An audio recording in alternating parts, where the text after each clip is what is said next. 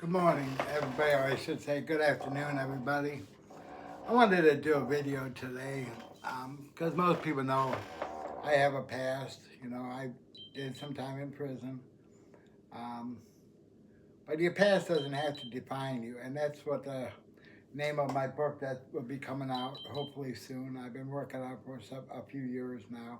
Actually, when I had my stroke is when I started to work on the book. And I know that people can be hurtful by the comments. People can lie about you and say, things that are not true.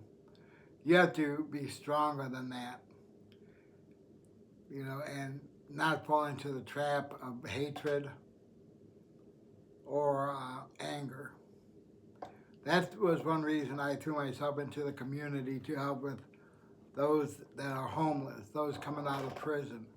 Um, Prison reform has always been a passion of mine. I've seen the abuse that took place in prison. I've seen so much unfair things. The punishment of the men and women was being taken away from their family, not receiving lack of medical or abuse that's taken place, um, or stopping people's visiting. Visiting is part of rehabilitation, so visiting is important. You know, And like I said, I don't care what your past is or what you did wrong in your life. It's who you are today. If God redeemed me and changed me, He can do it to any one of you.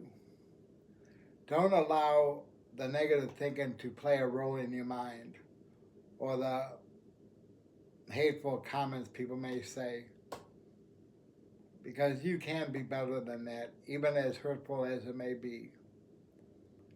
Um, I'm 63 now. I've been home 17 years. You know, um, and I'm grateful that I had the opportunity to change my lifestyle. I was not guilty of what I was in prison for, but I did do wrong things throughout my life. And, I had great parents growing up, Christian parents that taught me right from wrong.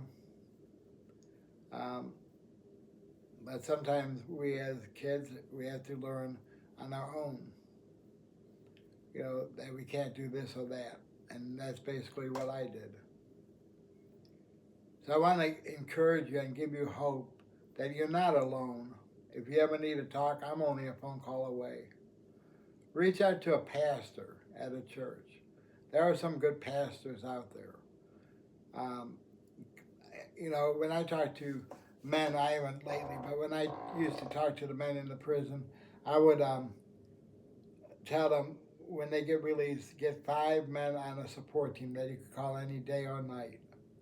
Women, they should get women on the support team, because the rule of thumb is no new relationships for at least 1 year. It's just like if you're going through recovery for drugs or alcohol.